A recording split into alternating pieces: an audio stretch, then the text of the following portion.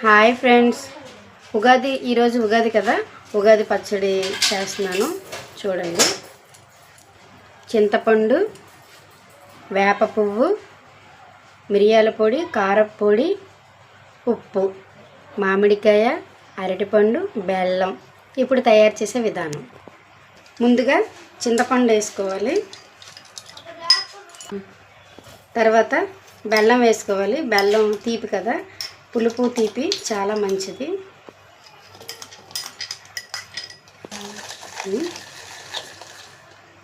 తర్వాత అరటిపండు వేసుకోవాలి. తర్వాత మామిడికాయ ముక్కలు వేసుకోవాలి. వేసుకొని కలపాలి.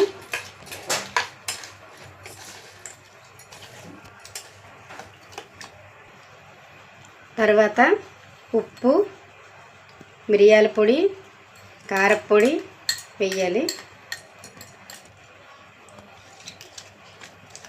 ఉప్పు, మిరియాల పొడి, కారపొడి వేసాం కదండి ఫ్రెండ్స్. వేసిన తర్వాత బాగా కలపాలి. తర్వాత మీరు ఎప్పుడో ఎదురు చూస్తున్న వేప పువ్వు చాలా మంచిదండి, హెల్త్కి మంచిది, అందుకని వేసుకోవాలి. వేసుకున్న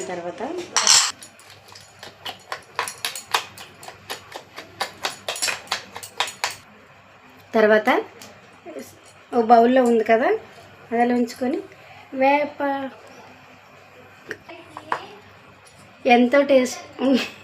ఎంతో టేస్టీ అయిన ఉగాది పచ్చడి రెడీ.